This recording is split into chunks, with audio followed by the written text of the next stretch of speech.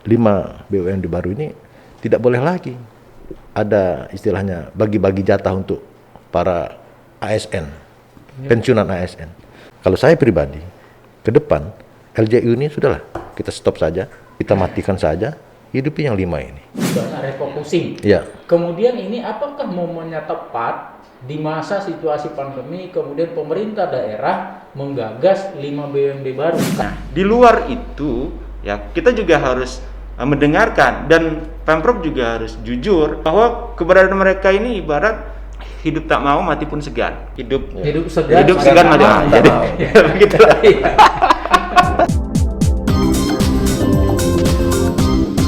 Pemirsa Kupas Podcast dimanapun berada, Badan Usaha Milik Daerah merupakan usaha yang dimiliki pemerintah daerah sebagai salah satu sumber penerimaan daerah. Namun belum semua BUMD yang ada memberikan kontribusi yang signifikan. Seringkali suntikan dana dari pemerintah justru lebih besar daripada keuntungan yang didapat. Bukannya untung, malah buntung. Nah, saat ini pemerintah Provinsi Lampung Tengah menggagas penambahan 5 BUMD baru. Perdanya bahkan sudah diusulkan ke DPRD. Apakah penambahan BUMD baru ini di tengah pandemi COVID-19 sudah tepat? Untuk itu kita akan berbincang dengan 2 narasumber yang telah hadir di studio Kupas Podcast dengan tema pro dan kontra pembentukan 5 BUMD baru. Narasumber yang pertama, Wakil Ketua Komisi 3 DPRD Provinsi Lampung, Bang Noverisman Subing MM. Apa kabar Bang Nover? Kabar baik. Terima kasih Bang Nover sudah berkenan hadir. Kemudian narasumber yang kedua, pengamat pemerintahan dari Universitas Lampung, Dr. Yusdianto SHMH. Apa kabar Bang Yus? Kabar baik Bang Fatang.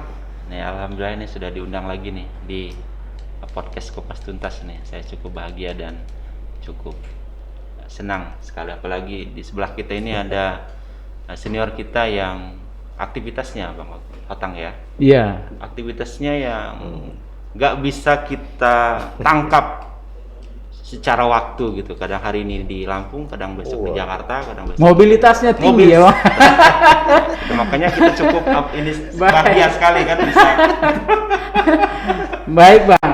Nah, di diskusi kita pagi ini dengan tema pro dan kontra pembentukan 5 BUMD baru di Provinsi Lampung. Saya mungkin dengan Bang Nover dulu. Nah, saat ini ada berapa BUMD yang ada di Provinsi Lampung dan bergerak di bidang apa saja yang sudah ada sekarang gitu Bang? Yang sekarang ini ada PD Warna Harja. Oke. Ini bidang jasa perdagangan. Terus ada Lampung Jasa Utama. Ini juga banyak bidangnya. Tapi terus terang LJU ini rasa-rasanya sejak berdiri sampai hari ini belum pernah memberikan kontribusi PAD yang memadai pada pemerintah Provinsi Lampung ya. Tapi kalau Warna Raharja ini memang BUMD lama, tapi keberadaannya juga kembang kempis. Makanya saya setuju sekali pada pemerintah Provinsi Lampung yang mengusulkan 5 BUMD baru. Dan 5 BUMD baru ini saat ini sedang digodok oleh Pansus. Saya juga kebetulan sebagai wakil pimpinan Pansusnya. Kita kemarin baru ke Kementerian BUMN untuk mengetahui keberadaan daerah-daerah mana saja yang menurut BUMN sama BUMD-nya dengan yang akan kita godok ini. Nah, kemudian berarti kan kondisi BUMD yang ada sekarang hampir semuanya bisa dikatakan belum maksimal memberikan pendapatan asli terhadap daerah. Lalu kenapa kemudian diinisiasi pembentukan BUMD yang baru? Kenapa tidak dibenahi BUMD yang ada saja gitu Bang? Menurut hemat saya, untuk membenahi yang saat ini ada, terutama LJ itu sudah sulit lah. Oke. Kita perlu ada suasana baru dengan divisi bisnisnya juga yang spesifik. Seperti kita punya rencananya punya PT Wisata Lampung Indah. Oke. Ini kan dikhususkan untuk pariwisata karena kita akan membuat Bekahuni Harbor City. Oke. Inilah yang akan melakukan kerjasama dengan BUMN ke depannya. LJU ini yang kita sesalkan, termasuk juga dengan Wana Raharja. Oke. Tempo hari itu banyak mantan-mantan pensiunan ASN yang menjadi pengelolanya. Oke. Nah, ke depan 5 BUMD baru ini tidak boleh lagi ada istilahnya bagi-bagi jatah untuk para ASN, pensiunan ASN. Tapi kita minta ini nanti lelang terbuka, kita cari pengurusnya yang benar-benar profesional di bidang bisnisnya masing-masing. Salah satu penyebabnya LJU dan Wana Raharja ini kembang kempis, ya ini karena tidak profesional yang mengelolanya. Itu.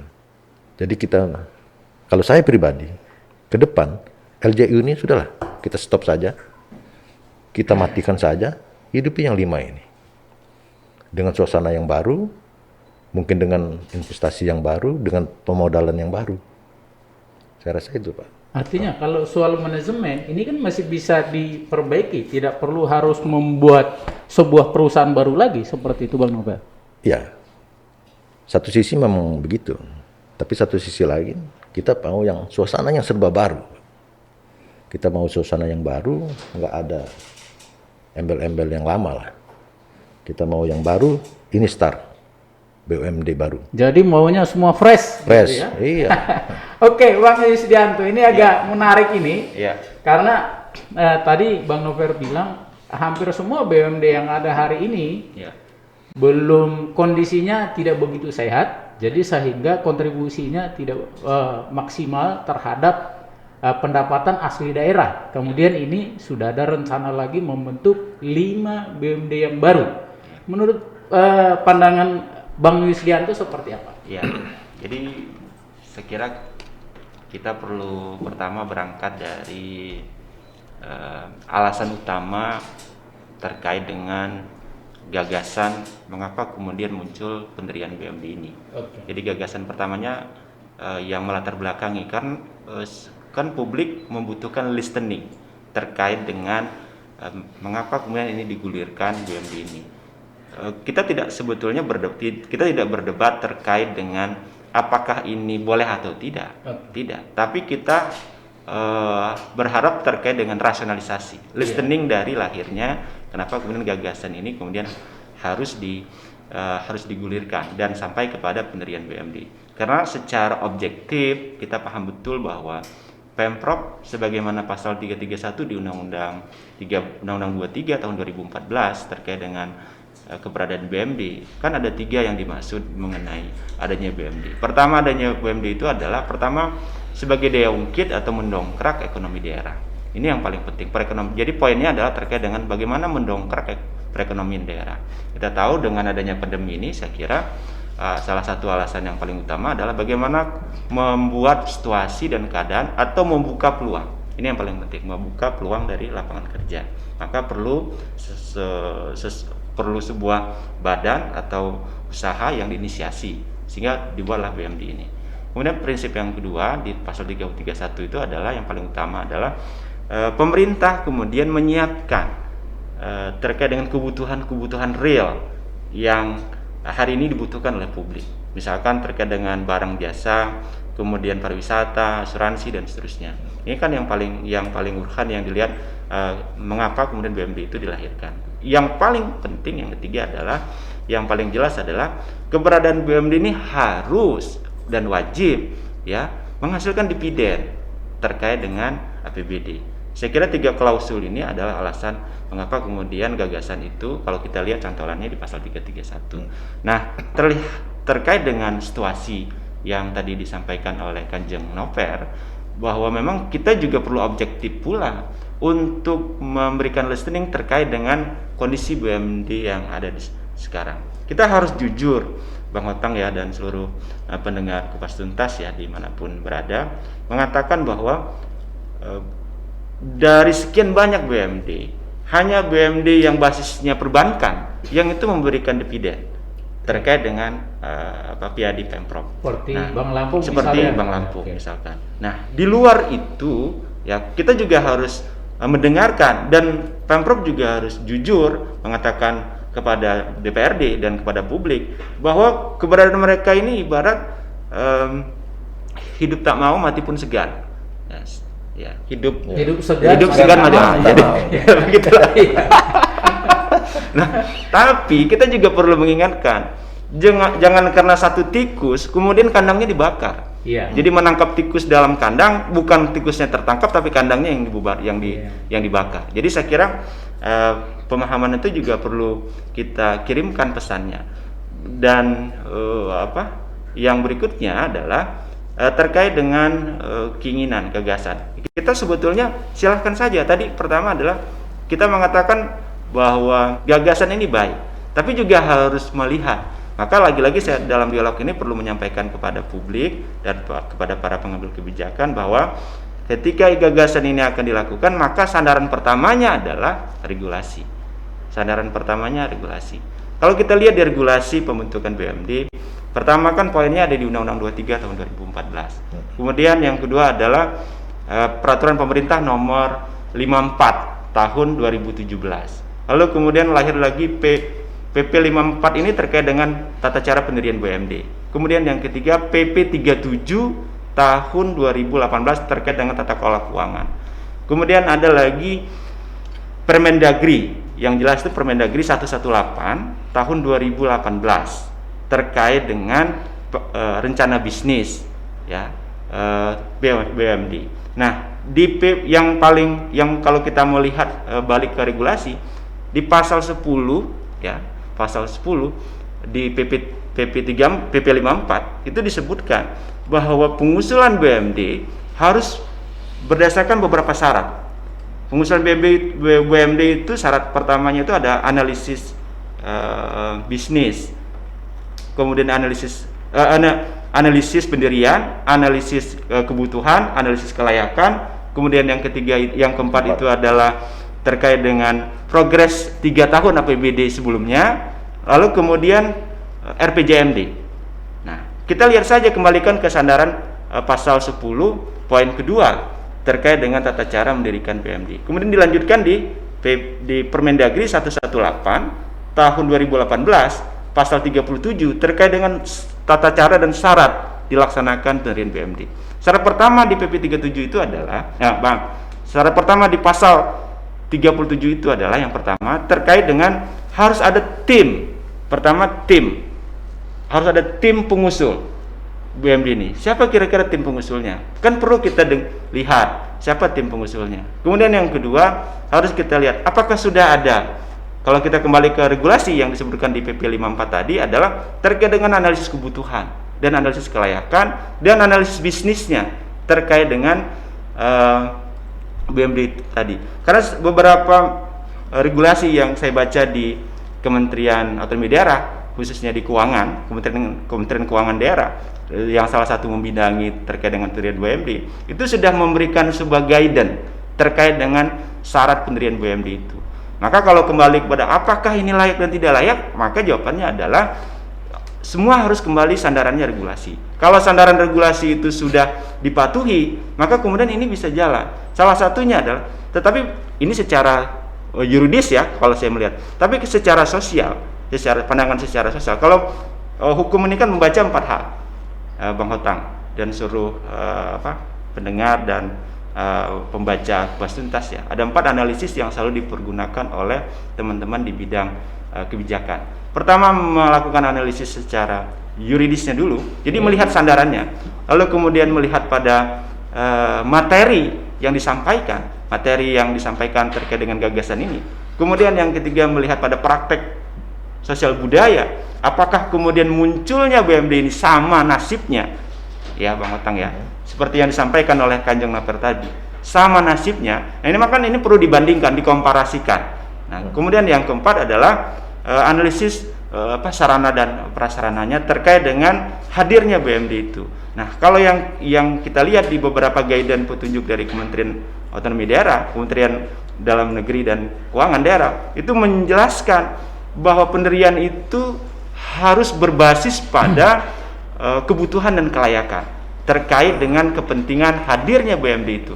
Dan juga kehadiran itu tidak lagi muncul tiba-tiba, semua sudah harus ada di analisis kebutuhan itu. Misalkan begini, terkait dengan core bisnis, misalkan ini salah satunya terkait dengan Lampung usaha energi atau pariwisata. Ini sudah teridentifikasi core usahanya apa, kemudian analisis biayanya seperti apa, kemudian sarana prasarananya sudah ada atau belum, lalu kemudian cakupan modalnya juga seperti apa. Karena cakupan modal ada dua, Bang Fatang. Ada modal tetap, ada yang modal tidak tetap. Modal ini semua sudah harus ada di dalam dokumen perusahaan. Sama kita buat perusahaan swasta. Sekarang ini di dokumen yang dikehendaki ini. Jadi maka saya selalu katakan bahwa kehadiran penyertaan modal nantinya ini semua sudah clear.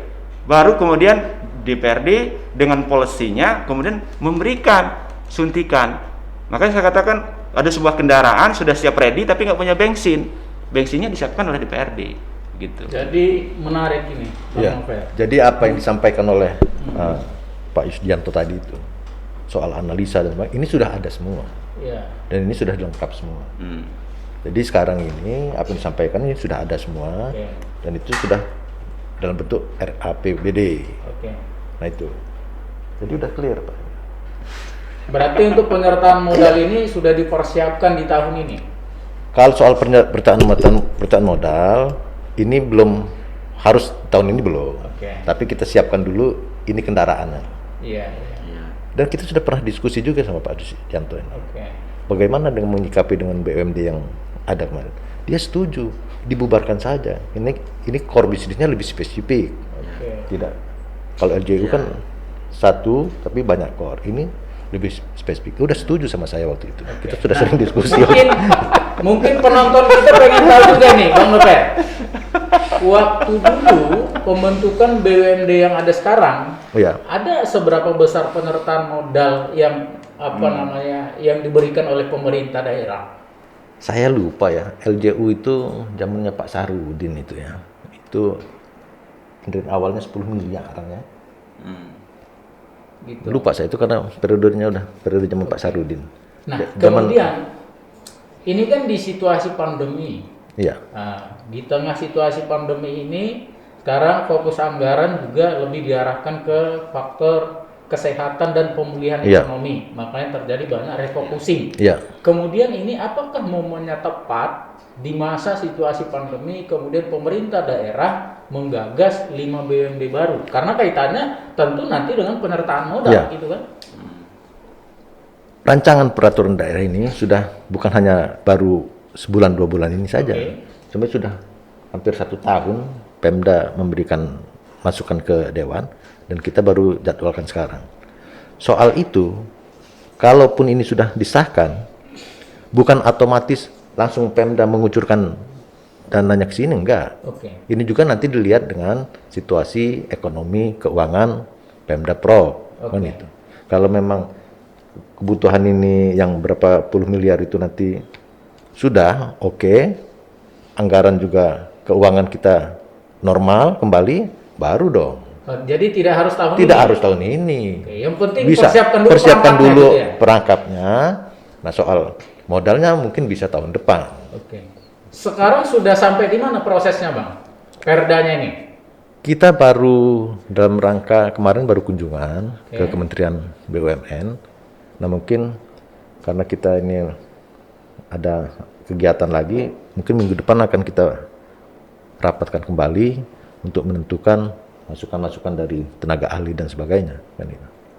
Ini goalnya rencananya berapa lama proses penggarapan peraturan daerahnya nih? Biasanya penggarapan suatu peraturan daerah itu ya 2-3 bulan.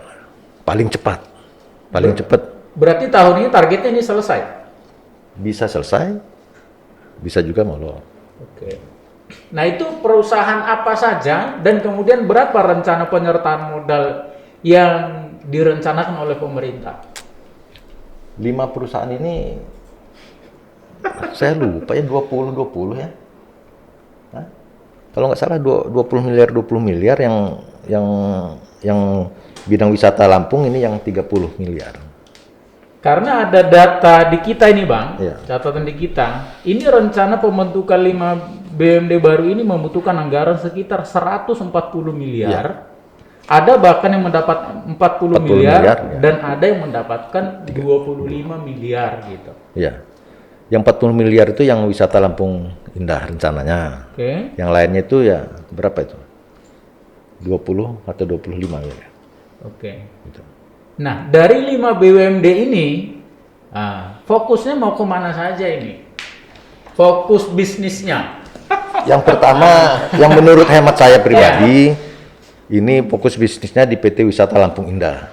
Karena tahun depan ini nampaknya pembangunan Bakahuni Harbor City ini akan go. Terus itu ada yang soal petani, Bumi Argo Sejahtera, ini juga bisa. PT Trans Lampung Berjaya juga oke. Sarana Karya juga oke. Lampung Energi juga oke. Nah, Lampung Energi ini juga kita akan mempersiapkan karena kita juga ada, terus terang, ada 2 kilang minyak baru yang ada di kawasan Labuan Maringgai. Ini harus ditangani oleh Lampung Energi ini, kan itu. Jadi 2 kilang minyak baru ini diperkirakan bisa memasuk dana bagi hasil kita 100 miliar per tahunnya. Gitu. Makanya ini harus cepat-cepat kita tangkap ini. Kalau nggak gitu lagi bisa hilang lagi nih titik minyaknya itu. Iya, iya. Nah, kalau menurut Bang Yusdianto, ya, publik banyak yang menilai begini, kita nggak salahkan juga publik, itu ya kan? Yeah. Karena mungkin mereka belajar dari pengalaman. BUMD sebelumnya juga nggak ada yang ini juga, gitu ya kan? Yeah. Ini sehingga publik beranggapan ini hanya bagi-bagi kue saja, bagi-bagi kekuasaan saja, gitu ya kan? Nah, bagaimana pandangan dari Bang Yusdianto? Kemudian ketika ada penambahan 5 BUMD, lalu bagaimana nasib BUMD yang ada sekarang? Gitu? Ya. Sebetulnya mungkin begini Bang Otang, tadi kan secara sekilas Kanjeng Noper juga dan saya juga sudah menyampaikan di awal bahwa kita berharap secara gagasan oke. Nah, lalu kemudian harus kembali kepada regulasinya. Lalu kemudian terkait dengan keberadaan, maka saya kira ini juga menjadi catatan penting kita semua dalam meng-capture dan meng-highlight terkait dengan keberadaan BUMD yang ada sekarang ini.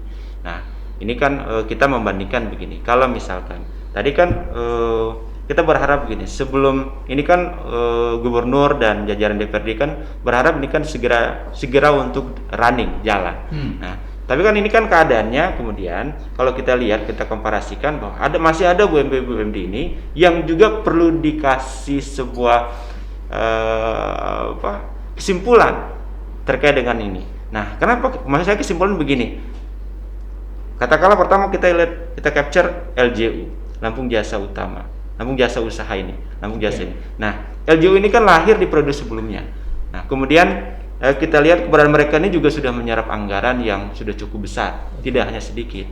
Nah, maka kita perlu kemudian, sebelumnya harapan kita melalui Dewan adalah mereka kita berikan sebuah tata kelolanya dulu. Jadi kita buat tata kelola pengusaha dari pengusahaan ini, ya. Karena selama ini gini Bang Otang ya, kita lihat bahwa katakanlah gini, DPRD tidak punya otoritatif dalam hal memantau dan mengawasi. Karena selama ini begini, setelah didirikan dan dihibahkan, kemudian di bawah naungan eksekutif. Nah, selama ini kan misalkan begini, seperti yang disampaikan oleh Kanjeng Noper tadi terkait dengan pengisian jabatan. Pengisian jabatan ini kan wilayahnya eksekutif. Nah, ketika saat pengisian jabatan itu dilaksanakan kemudian dilantik, DPRD tidak punya semacam wilayah untuk mempertanyakan. Jadi tidak melihat pada siapa sosoknya, tidak. Kita tidak mempersoalkan sosoknya, tapi kita melihat pada visi misinya. Kira-kira ketika dia menjabat selaku pimpinan BUMD itu, apa yang harus dilakukannya? Jadi core visinya ini belum pernah ketemu di DPRD. gitu loh. Nah itu yang salah satu yang menjadi catatan penting kita. Oke silahkan, tapi kasih tahu dong, sehingga kemudian DPRD dapat menyampaikan kepada publik terkait dengan ini loh yang akan dilakukan selama 4 tahun atau 5 tahun ke depan. Jangan sampai itu tadi menyiram garam di laut. Ketika sudah penyertaan modal kemudian diisi oleh orang-orang yang tidak punya kapasitas, kemudian diisi oleh orang-orang yang tadi Bang Hotang sampaikan bagi-bagi kue. Ini pada akhirnya apa? Pada akhirnya sama saja nanti nasibnya. Maka saya kira perlu dimasukkan juga cantolan terkait dengan bagaimana kepentingan DPRD dalam memastikan bahwa anggaran yang selama ini sudah dicurahkan itu paling tidak ada, gitu loh, paling tidak ada. Jangan sampai seperti yang cerita sebelumnya, anggaran sudah digelontorkan, bukan hanya sedikit, sudah banyak, kemudian cerita pada periode berikutnya ini menjadi gelap, hilang. Nah, jangan sampai kita mengulang kesalahan yang 2 kali atau masuk di lubang yang sama beberapa kali. Begitu Bang Hotang. Insya Allah nggak, Pak Otang. Kita nggak akan masuk ke lubang yang sama. Bagaimana DPR memastikan kalau BUMD yang baru yang akan dibentuk ini akan jauh lebih baik dari BUMD sebelumnya? Karena itu kita selalu katakan kepada eksekutif bahwasannya nanti kalau memang ini disetujui oleh DPRD dalam menentukan personilnya, kepengurusannya, kita harus memang mereka yang bukan sifatnya bagi-bagi kue kata Pak Otang tadi, bukan. Kita nggak mau ini diisi oleh mantan-mantan ASN ini seperti yang lalu. Ini benar-benar harus pure mereka yang ngerti bisnis di bidang core-nya masing-masing ini, kan gitu. Nanti kalau memang sudah ini terbentuk, tentunya kita panggil dong. Siapa bilang dewan nggak bisa? Kita panggil mereka, visi misinya apa sih? Saya mau potong. Sebelumnya ada nggak fit and proper test umpama pejabat-pejabat yang di BUMD itu melibatkan DPRD? Sebelumnya Nggak ada. Maka sebetulnya waktu gagasan ini dimulai, saya sudah mengusulkan ke DPRD melalui Komisi 3 bahwa segera disepakati terkait dengan tata kelola BUMD ini. Ini yang paling utama. Kenapa? Di poin tata kelola ini kan menanamkan prinsip good corporate governance. Nah, jadi kita berharap perusahaan ini dikelola tidak seperti periode sebelumnya atau yang ada sekarang ini. Kita mau dia sudah go modern. Jadi basisnya basis digital, kemudian manajemen yang profesional, terbuka, transparan, dan suatu waktu kita bisa minta pertanggungjawabannya. Begitu. Nah, hari ini mohon maaf nih Kanjeng hari ini tidak bisa kemudian dewan kemudian memanggil atau katakanlah meminta sebuah legacy terkait dengan kinerja yang sudah dilakukan. Misalnya gini, katakan kita kan sebutkan BUMD yang ada tadi itu. Nah, hari ini misalkan dewan memberikan sebuah memberikan sebuah keinginan terkait dengan bagaimana progres kinerja. Nah, ini ada Kanjeng Noper nih. Kita mempertanyakan progres kinerja aja repot, sulit. Lah, tapi sebenarnya kan itu salah satu fungsi DPRD. Apa di mana kendalanya, Bang Noper? Ya, kita sudah beberapa kali cuman mereka memang nggak mau ini. Mungkin karena di LJU juga ada beberapa direkturnya memang sudah kosong, ada yang ditinggalkan. Jadi mungkin. Nah, artinya secara kewenangan kan DPR diberi kewenangan sebenarnya untuk manggil, untuk mempertanyakan ketika ada satu hal di situ yang perlu dipertegas, gitu kan? Kembali ke apa yang dikatakan oleh Hadinda Yudhiya tadi soal tata kelola. Soal tata kelolanya juga penting juga. Nanti ke depan kita akan golkan perda soal tata kelola BUMD ini. Karena salah satu tenaga ahlinya di Komisi 3 nih beliau ini. Iya.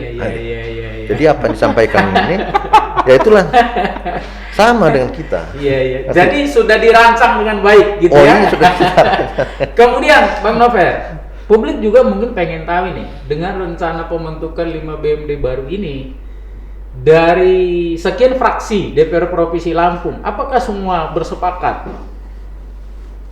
Ya, saya rasa waktu penyampaiannya pandangan mengutuk fraksi ada satu fraksi yang tidak sepakat. Dengan alasan tidak sepakatnya itu karena takut menggelontorkan modalnya saat ini, kan situasi masih pandemi. Tapi akhirnya juga di pansus juga semua fraksi ikut, kan gitu. Walaupun pandangannya berbeda, tapi di pansus mengutus anggota kan sama saja. Artinya mereka juga insya Allah mereka bisa menerima semua keberadaan di Monumen. Berarti di fraksi DPRD tidak ada lagi pertentangan? Nggak ada. Clear? Clear. Oke. Kemudian kemarin itu kalau tidak salah ini kan DPR Provinsi Pansus ya? Ya. Baru kunjungan ke Kementerian BUMN. Ya. Nah, apa yang didapat dari sana, Bang Nokai? Ya karena situasi pandemi Oke. itu hanya beberapa anggota pansus saja yang diterima oleh staf dari Kementerian BUMN. Oke. Begitu juga yang di DPRD Banten, kan kita 2 tempat. Ya intinya mereka mendukung keberadaan BUMD ini. Karena ini salah satu upaya untuk meningkatkan PAD di daerah. Mereka melihat dengan adanya BUMD ini, mereka punya keyakinan bahwasannya inilah tempat untuk mendapatkan PAD dari BUMD untuk Lampung.